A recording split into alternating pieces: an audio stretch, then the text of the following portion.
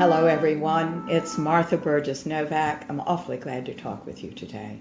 We're talking about some events that have happened to all of us here with a dear friend of mine, ours, that we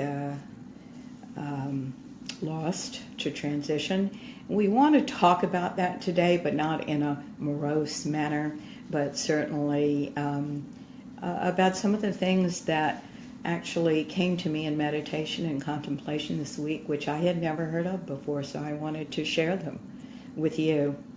Let's do a prayer. Put us all on the same page, and I'll tell you what I know so far. Okay? Here we go.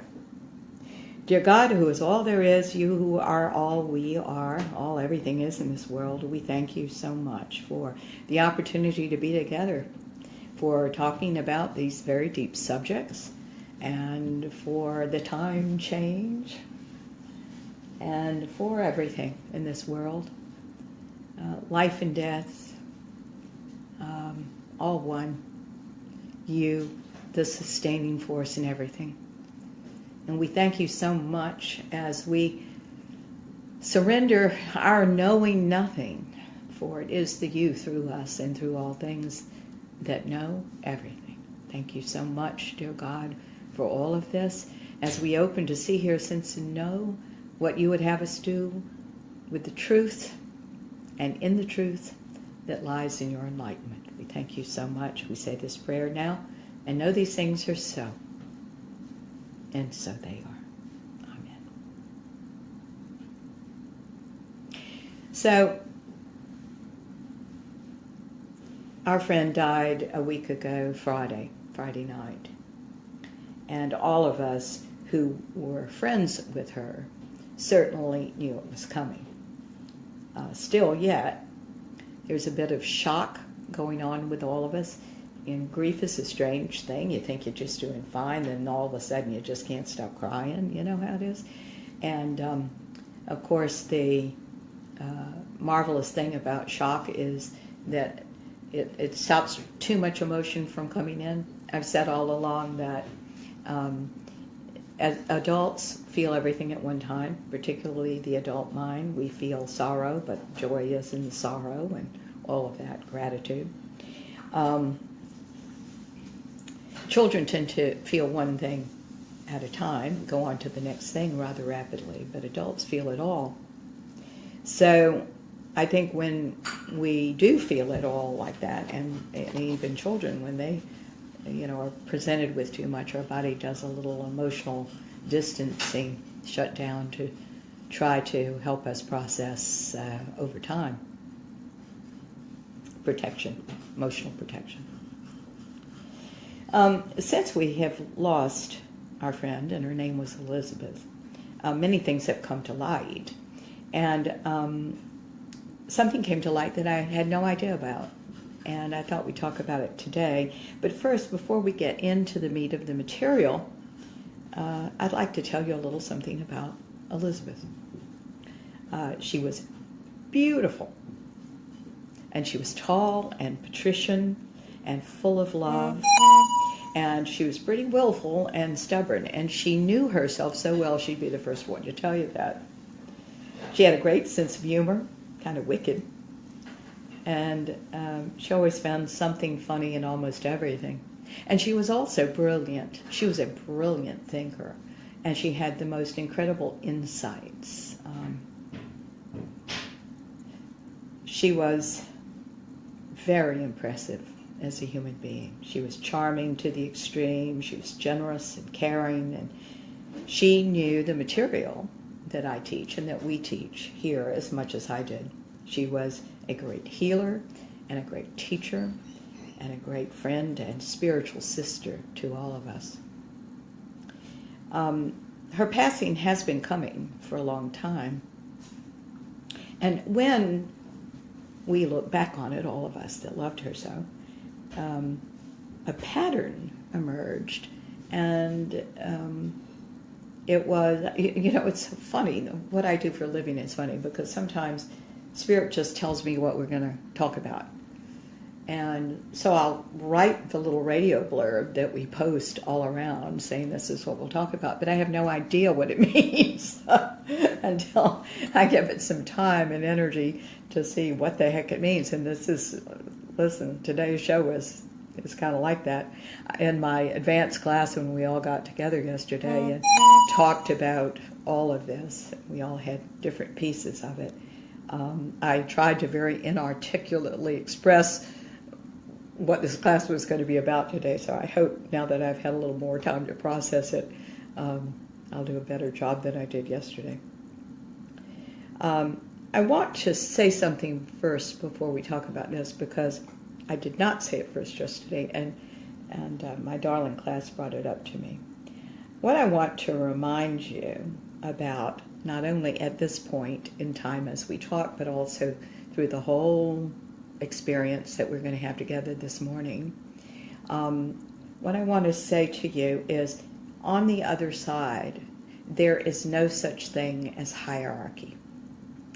The hierarchy that you see here, the traditional family hierarchy, the old business model hierarchy, these things are based on the egoic child's mind. They are based on what we perceived as a child, and the other side is not like that in any way, shape, or form. The human experience is essential, as is the spiritual one. No more or less important than the other, by the way.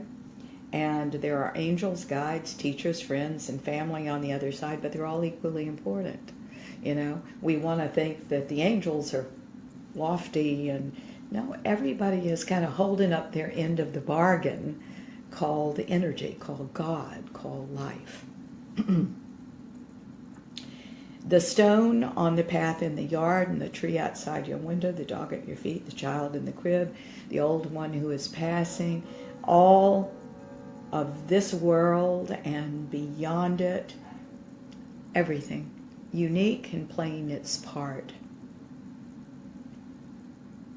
So when we looked back at our friend's life, as we all contemplated her and ourselves, by the way, this past week, I not only heard the title for this show, The Life and Death of a Master Soul, in my head, but started contemplating it all week. Hello, Hope. For those of you that are listening to us on Blog Talk Radio, you'll hear me talk to people from time to time, because they are writing me on Facebook Live, and this is a dear friend of mine. And by the way, the editor and owner of the Conscious Life Journal, which is the magazine I write for, and many fine people write for this magazine, and it is a great magazine. We urge you to find it on the internet, and certainly pick up a copy and subscribe. Okay. So, this thing about Master Soul was given to me this week, and I want you to understand apparently what that word means, because it isn't about one soul being better than another. That's hierarchy. That's not what's happening. That doesn't exist in the world of consciousness and enlightenment. We are all here to learn and to become more authentic and to find our way closer to God. But what is meant by the term Master Soul, as this was given? Hello, Barbara. I'm glad to see you today, too. What I was given, the term Master Soul, is about a soul who specifically comes in to master something. But here's the rub. Nothing and nobody is going to dissuade that soul from its task. When I thought, well, this is kind of true for all of us, as I was arguing with Spirit this week, they said, no, this is relentless. This is compulsive. You are absolutely not going to change this person's mind. So, we're all here to learn specific things. We all have free will, you know. We explore this and that. We find our way, or we don't, which is also finding our way. But to Elizabeth, there was this relentless quality to her. A friend of ours described her energy as like a freight train barreling through. And this was true. She had a sole purpose that ran beyond our understanding, our love for her, and sometimes even beyond good sense that we all know for our health and well-being, okay? I was told this week as I was in meditation that master souls can be of any age, can be an infant or 57, like Elizabeth was, or old, any age at all. And while we are all working from what our soul now needs to learn, a master soul is here to master a specific thing, to come here and learn something so incredibly specific that it's beyond the general knowledge that, for example, I'm here to learn, okay? For example, and I'll never know what she learned and why she did what she did. That's not my journey, that was hers. But I think it had to do with being very, very ill and suffering. She had a very rare disease. And the prevailing opinion of medical doctors was that this was entirely manageable. But she made decisions this entire time that kept her ill and forced her into a steady decline over a number of years.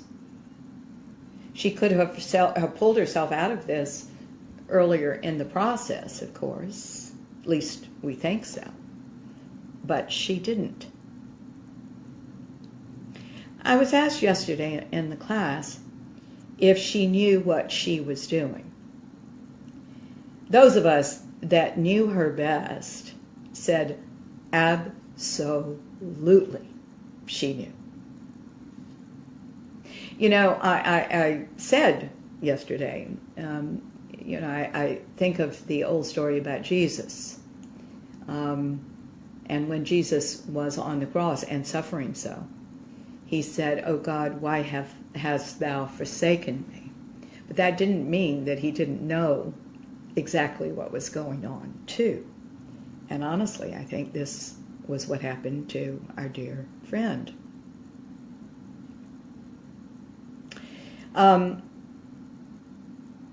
The reason we say that she knew exactly what she was doing is because she was in control, running the show, making decisions for herself that, by the way, we didn't agree with in the beginning of this journey with her a long time ago. We wanted, selfishly, to keep her with us, and we were very judgmental about some of the things she was doing. But as time passed, this group that I teach, and she had been part of this master class, not master class, but this advanced class, we bowed to her wishes and what she was doing, because we very much believe that we have a right to live and die as we choose. I wouldn't want anybody taking that away from me. You wouldn't want anybody taking that away from you. She was a comet across the sky of our lives, and we were going to support her. I mean, our choice was either to move away from her in judgment or support and love her, whatever her journey was. The former was unthinkable to us, you know. all we wanted to do was love her. And I was really proud that this whole team came together to that end. Her mission was certainly to enlighten herself and us in the process. Her lessons for us will spin out over many months and years to come, and probably for our whole lives. I want to back up a minute and approach this from a different place. Years ago, I was doing a session on someone. And as I was working, and they were sitting right there in front of me, as I was working on them, I heard a voice. And the voice said, "Get out of the way." And it was very forceful. Nothing like this had ever happened to me. And I was sitting there in front of someone I was supposed to be working on. And so I had this dialogue going on in my head, and I said, "What did I just hear? What did you say?" And the voice repeated itself even stronger, "Get out of the way." So I didn't have anything to do there but say to my friend, "I think I'm in the way in some way, and Spirit is asking me to get out of the way. So why don't we either just sit here or we'll talk or something, but I think they want to work on you directly and not through me." You know, it was just fine with her. It wasn't all right with me because I wanted to know what the heck happened to that. Well, when I sat down later and meditated on this, contemplating on this, I was told that this was the voice of the teacher. And teachers often come across as sounding a bit harsh, at least ours do. And these days I can certainly tell when one comes in because the voice is different. Now keep in mind, everything is God, so teachers are here to kick you in the pants once in a while. I honestly think that's the role of these teachers. Now, as I understand it, these teachers that are on the other side are not in human form. They've never been human. They're energy. And this said, master souls come in to master something very, very specific, teach themselves and all of us who are open to the lessons as well, and they are in human form. And sometimes these lessons can be equally harsh, particularly for themselves. I never knew any of this until last week. Spirit told me to talk about this week, and I've been meditating on it ever since they came in with this. But I'm going to say I don't know any more than I'm telling you right now. And I will keep exploring it. And I urge you to do the same thing. I think there's some things to learn about this already. We've talked about the relentless quality. It's a different energy that is a master's soul. And you cannot control them. You can't. We cannot talk good sense in them. What is good sense to them is what their soul needs, and it is beyond us and even beyond our understanding. You understand? They are compelled to lead the life they do. And by the way, we're all, thank you so much. Hello, Dad. It's so nice that you're with us this morning. We're all living, certainly, lives according to our soul needs. Not what our bodies necessarily need or our personality needs. You understand? I think this is really important. So with this master soul energy, there is a compulsion, a relentlessness that belongs uniquely to the soul here to master whatever it is they're mastering. My friend's personality, particularly what I told you earlier, her willfulness and stubbornness, I think supported her spiritual journey and supported it beautifully. You cannot change their minds no matter what you do, say, think, or feel. And all of us as a group, not even talking about it early on, when this started happening to Elizabeth, all of us in this class, and we were judgmental, and we wanted to come back to us. We thought, why is she doing this? And then Spirit changed us. And it just became, well, whatever she's doing, we're going to love her. That's what we're supposed to do. I think a lot of us ought to look down the road sometimes and see what we can live with. For us, we couldn't live with anything else but loving her. And that doesn't mean it wasn't hard. It's terrifically hard.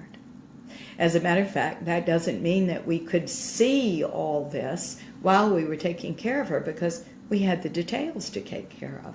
A lot of people, more than me, by the way. But to my knowledge, I don't think I have ever met anyone like Elizabeth.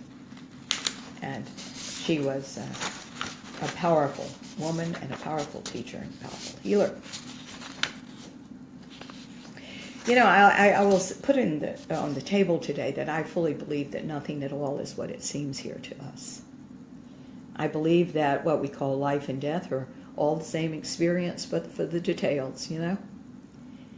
And that everything is energy, and there's a lot more going on energetically than we can even fathom. We can only speculate.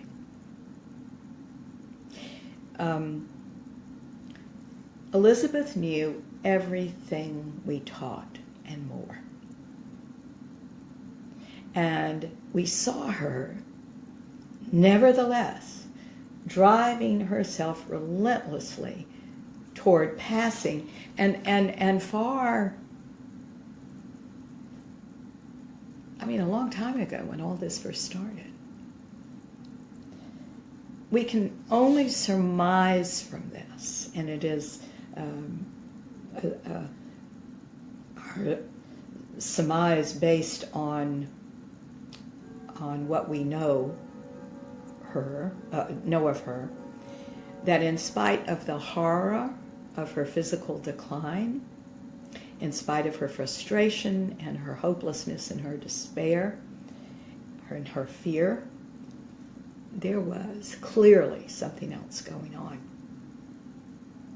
It comforts us, although we'll never really know anything because it was her journey and not ours. But it comforts us to think that her soul got exactly what it needed. We have no doubt it did. And that it learned a lot, and that she, being the great healer and the great teacher she was and is, that she'll put it to good use on the other side. Christina, whom you often see teaching with me, and Chris, another darling friend, and I held vigil for our friend as she was passing. And this was the day before she passed. When Christina and I left at 2 a.m., we saw Elizabeth's energy pass up through her body, through her chakras, and into her head. You know, I was an acting coach, you guys, and whenever I was coaching actors to die, either for stage or screen or in class, I was telling them that you die from the feet up. The feet lose energy, the legs, the lower chakras, and it goes up into the head. So unless someone is conscious of how the energy goes when they're playing someone who's dying, it's not very convincing. So we watched that. And about 2 a.m., she was certainly almost pure spirit.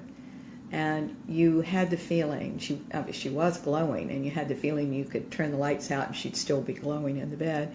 I saw my mother do the exact same thing. It's a glow that's there, which is kind of a glow of the grace of transition, if you will.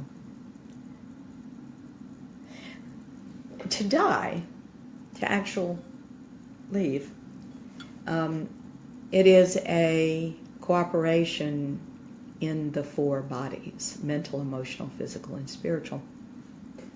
When I got there that day that she had been moved to hospice, her mental, emotional, and physical bodies said they were aligned. It might surprise you to know that her spiritual body was not aligned. I tested how much is it out of alignment. When I got there, it was about 32%. Through the day and night, and Christina and I were there till 2 a.m., we certainly saw that that number was coming down. When she got to about 2 or 3%, Elizabeth, willful and a bit stubborn, worked real hard to break the what they call the silver cord. It's just the energetic cord that connects the body to the soul. And she tried real hard and she couldn't do it. But she was not all fully aligned yet when we tested. She was pushing it, and that was Elizabeth too. That was part of her personality. So, we saw her talking to everybody in the room, and here's how you know that that's happening. I used to work with actors, and when we are feeling something, there's always a point of focus energetically. If I'm talking to you, even through the phone or Blog Talk Radio, I'm talking to one of you, and I'm talking absolutely. Jay, I see you. I'll come to you in just a moment, darling, I promise, okay? My point of focus is on you. Right now, it's not on you. See, I'm holding my energy back, or I can put it inside in my heart or on the car outside that just went by. Okay. There's a point of focus. There's always a point of focus. When you're hallucinating, there is no point of focus. All right? She was not hallucinating. She was clearly visiting with the people in the room. And you saw that while she was very much removed from this place, she was clearly talking to all the other energies that were there in the room. So she had to finish her learning and her instruction and everything before her spiritual body could align with the other bodies and she could let go. Now, I'll tell you the rest of the story, but I'd like to talk to Jay, so let's go to him next and say hello and good morning. Hello, Jay. How are you this morning?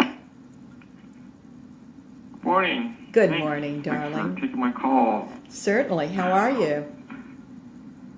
I'm doing fine. I'm just waking up, doing a whole bunch of stuff today with a friend, so it'll be great. So that's wonderful. Talking to you too. I'm so glad. So you're having a day to look forward to.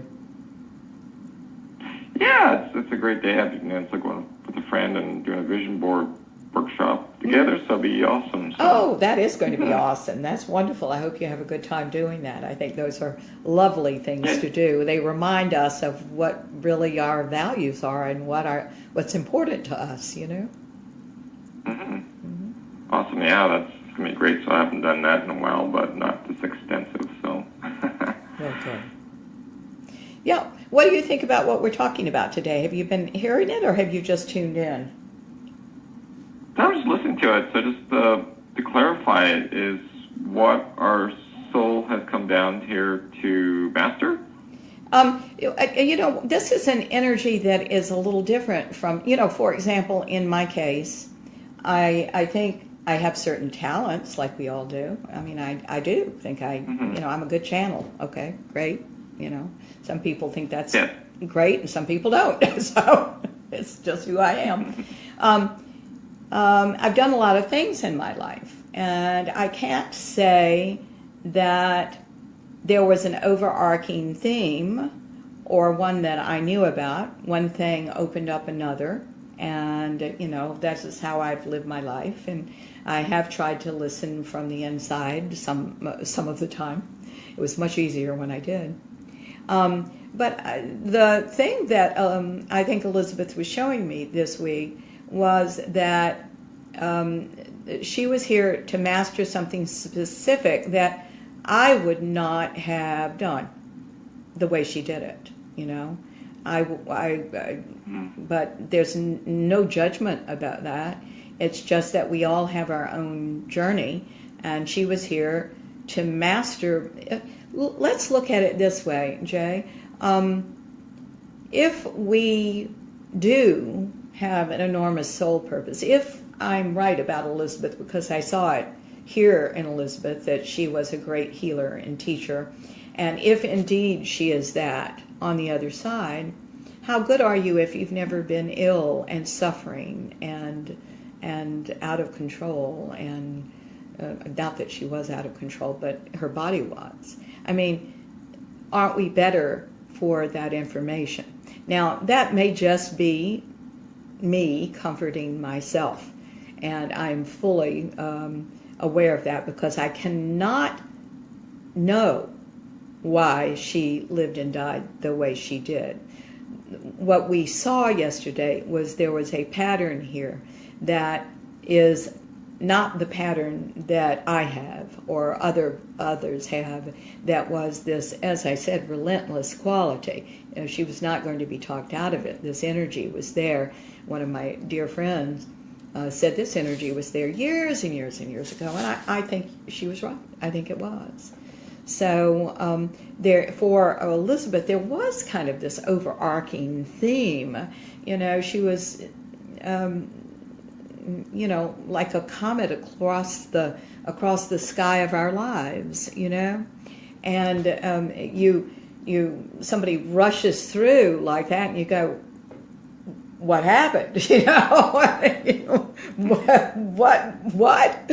And I think that's kind of how we are left feeling that, and dealing with a lot of things that we're all dealing with in terms of our own processes about this.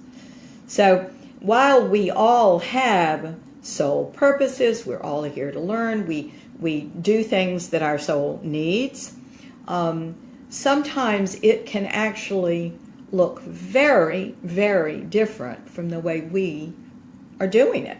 You are taking marvelous yoga lessons and teaching them, and doing vision workshops, and discovering who you are and what you are on the inside.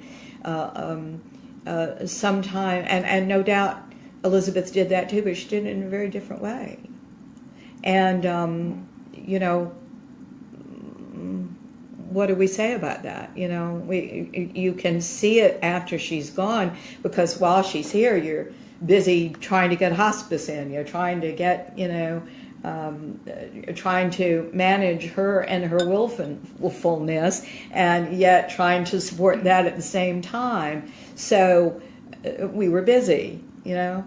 And only after she left did this kind of comet quality, this relentlessness, this stuff that we had argued with, show itself in all of us, to all of us, so that we go, wait a minute, wow, she was here to do something real different than we were.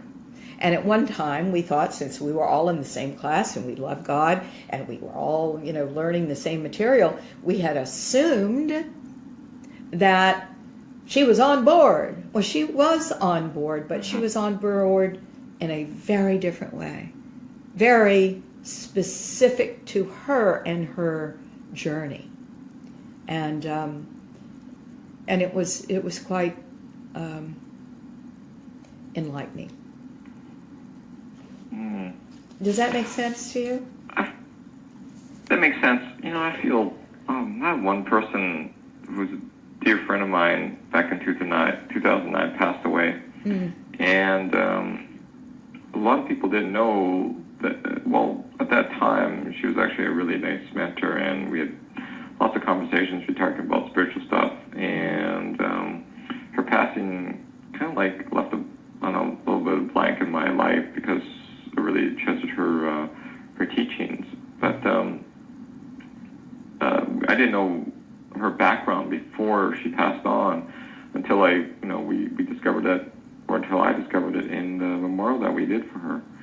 So, but I think sometimes I honestly, sometimes we don't know what we came down to this earth to do, but also at the same thing, we never been taught why are we on this earth to do the things that we're supposed to be doing. Yes, I think and so. Discover them yeah. I feel that we get lost in the jungle of life, if you want to call it that. That's and a also very nice phrase. What the purpose is, and that. Mm-hmm. Yeah, and to be taught that when we're actually very young, actually to do that, because we get taught with beliefs and systems and values that were passed on to our parents and then passed on to us because our teachers were at that time when we were kids is our parents. So what happens is that when we actually grow up and something does happen, I always say this trauma always does that to us to wake us up and to get us into what we're supposed to be doing on this earth. Yes. Is that when that happens is that when then we start exploring and get curious of what we're supposed to be doing on this earth. Mm-hmm. And and it probably doesn't reveal itself until, like I said, when someone passes on. Yeah, I think we see more then. I really do. And I do believe. Now, don't get me wrong, and I know you're not. I'm just saying this for others that are listening too. We are all working out of what our soul needs to learn. But sometimes these souls have an extra thrust, an extra energy, there was going to be no deterring her. She looked uncooperative with medicine, with us, with this, with that. She looked uncooperative. And cooperation, it's a big word for us in our spiritual work, right? She was cooperative. She was cooperative with what she needed to do as a soul. That's what she did. And it was a really interesting, it was a very, very interesting experience. Horrific, interesting, marvelous, loving. It was everything. So I know what you're talking about. I think that it is, I don't think anybody's ever going to work against their soul purpose. But sometimes people's soul purposes doesn't look like what we think it should look like. Or, I have no doubt in my mind that hers was a profound spiritual journey, just as somebody that looks like they're having a profound spiritual journey. She did. So, I just felt like we ought to talk about that today, I guess. And you're right, we see it in hindsight. And I think these memorial services like you had with your friend and will have for Elizabeth, and certainly we had our version of it yesterday in class. We laughed that Elizabeth was so cute. This was timed perfectly. Last week, when I did not do this because we were all just overcome with grief, was supposed to be our last class of the quarter. So this week, we made our last class of the quarter because we skipped last week. And of course, the subject was Elizabeth. She would have loved that. It's just you look back at this and you go, yeah, it's all perfect. It's not what we wanted, but it's all perfect anyway, So, strange life. Isn't that kind of interesting that I think if you believe in past lives or experience past life experiences, that it's almost like a toolbox that we have within ourselves that we're born with. If you want to we don't have to get into deeper subject on that. That when something does come along, and we have friends that are in our, I guess, called soul group, or we have friends that we have associations with, is that we can pull from that toolbox within ourselves to guide us onto our soul's journey for this present time. Yeah. I think you're right about that. I think we're all learning from each other. I've even noticed that people process for each other. People who would never do this work. And we often, for example, this is a real Mickey Mouse way of saying it, but for example, a man will partner with a woman, or a woman will partner with a man, and one cannot reach their emotional depth, and they'll partner with someone who can. Someone's processing for them in a way, and I see this all the time. I'm always, in our classes, we create certainly emotional intuitives and sensitives.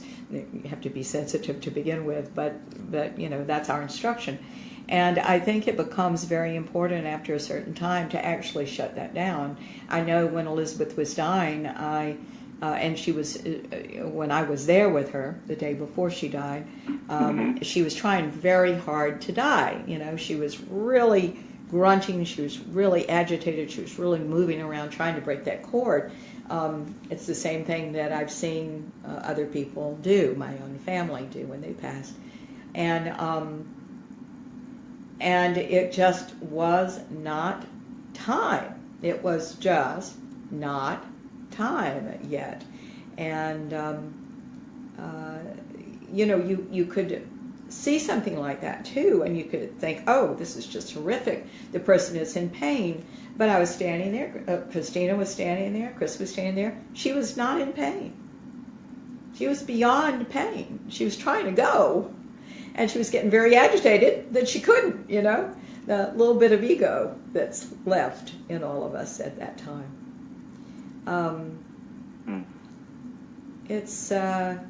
It's just not what we think it is. Nothing is what we think it is. Not one thing. And I think we are more and more comforted the more we can open to saying, show me what I can see that is, because it looks like this, and I know it's not that, so what else is it, We feel very privileged to have been on this journey with her, but her path was uncontainable. You know what I mean? You just couldn't talk sense. You couldn't do anything. It was a cooperation with Elizabeth and herself, and Elizabeth in her own soul. And I think that's great now.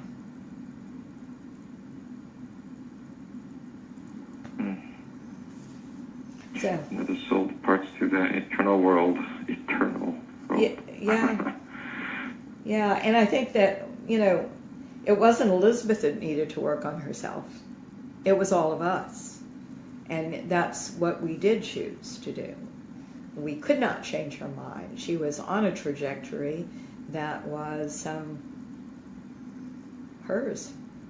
And we didn't understand it, and we had to work on ourselves to get to a place where it was all right, because it was her choice, So I wish that for all of us, and that's why we're even, yes, hello, Karen. I'm so glad that it was quite a journey for her. Yes, one of our dear friends and partners in crime, Karen, who lives out west now, that we love very much and was a good friend of Elizabeth's, just said what a journey it was. It certainly was. So, I think all of us, near or far, felt this remarkable woman, and we were all connected in some way. And everybody has, come together in this class, and we'll get together for a memorial service. I find those things very helpful. I think you said as such too, Jay, that we only know our part of someone, and our part of someone is greatly influenced by our backgrounds and who we've been and what we came from, right? And it's wonderful to do this work and to know a little more, but we've got all of these influences in us. And it's marvelous to come together and then say, oh, I remember this story. Oh, I remember when this happened. Oh, did you see this? And ask some questions and talk about the experience. And you walk away with such an appreciation, with such a feeling that it was perfect, because everybody has a piece of that perfection, and has seen it in their way. So I thought that was very powerful, and I do think that kind of memorial service where everybody chips in and says, here's my piece of this, is very powerful and very healing for us all. Mm-hmm. Definitely. Yeah. I sure do appreciate you calling today, darling. You're very welcome. It's always great talking to you. Good subject, so. Well, it's great talking to you too. You always have a lot to add. And Jay, I love you. Yeah, I love you too, and we'll talk soon. So Okay, remember your friend as a wonderful soul. So she was a wonderful soul and person. Yeah, she was, she was great. As are you. Yeah. All right, darling. Thank Have you. a good one. Bye-bye. You too. Bye-bye. I did launch right into this and forgot to give you all the number. We are at 347-850-1647. We do invite you to call in if you would like to talk about any of this. I was going to go on and tell you a little more about this. I had felt I had done everything I could on Thursday. I was there with Christina quite late.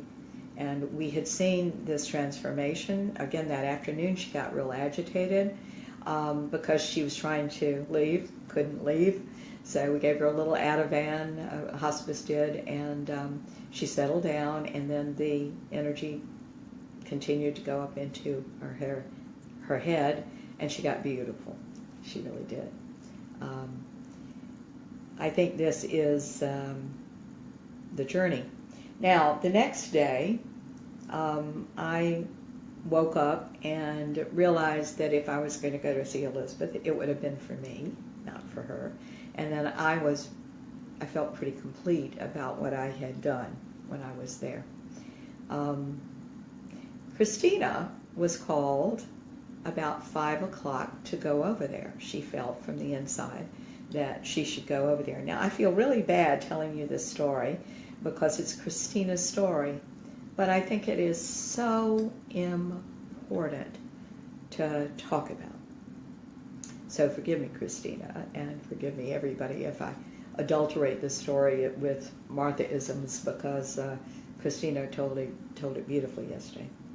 But while she was sitting there with Elizabeth, and this was very close to Elizabeth's actual passing, which was Friday night, she started feeling had a very strong headache and feeling very dizzy and lightheaded. She said she thought she was getting the flu.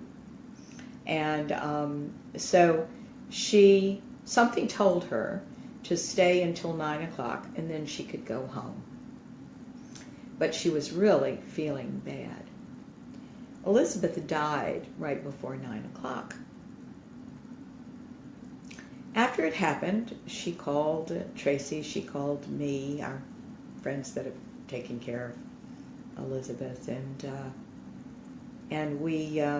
she said then she walked outside, and she walked into the night air. She was looking at the stars in the sky, taking some deep breaths that were not hospice, although hospice is marvelous. And she said the most miraculous thing happened. Her headache, her dizziness, her lightheadedness, everything went away. She felt fine.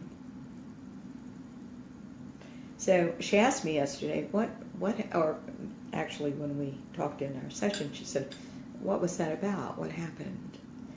And I want to put this on the table for all of you. This won't surprise you to know, but we're human. We're in physical form. This form that we're in as humans is very dense energetically. That's why we can see each other, okay?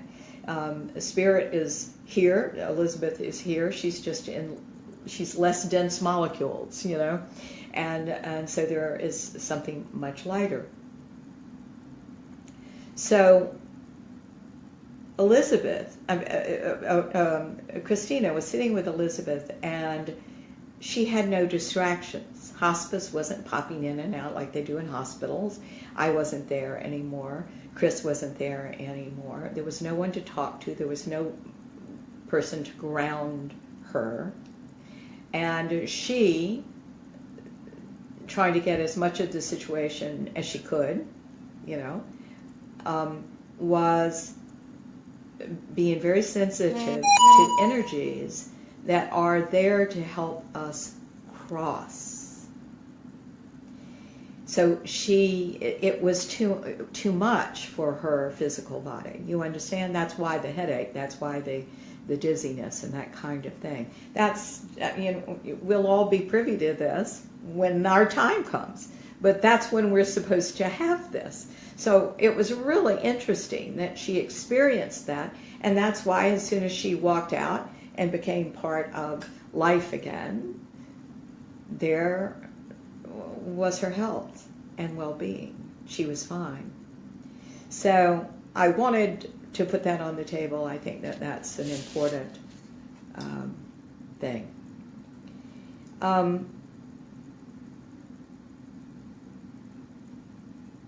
The other thing that I want to mention to you is that we all choose the time of our death. Nobody is going to come along like the Dementors in Harry Potter and grab it away from you. That doesn't happen. You actually choose whether it is a sudden death or a protracted one. We are choosing the time of our death. And we are all taught, and we are all worked on, and we are all comforted. Now, we may not know that that's going on, say, in the case of a sudden death, but those things have been going on for weeks. They just haven't let you know that they've been going on. You can receive that information, or you cannot. I know many people who did, in some way, know that they were going to be passing. And then others, it seemed to be a surprise. No matter what the transition looks like, though, on this side, it is quite different to the person who is transitioning, because they are meeting the love that is and the light that sustains us all and always has. And I mentioned the love and the light earlier because in our humanness, when we are privileged to see something like that, as I've been, it's just too much. It's too much for our vibration because we are a denser one. So those are the things that I certainly wanted to put on the table today. I hope you'll forgive me if today's show is a little shorter than normal. We've all been through a lot, and we have a lot more to go through. But life is good, and love is great, and it sustains us all wherever we are, here or there. And I do want you to know that, because I do know that for a fact. Okay? Thank you so much for listening today. I love you all. I want you to have good lives. There's nothing to be afraid of. So live. Participate. Do. And get the most out of it all. We're rooting for you. We support you.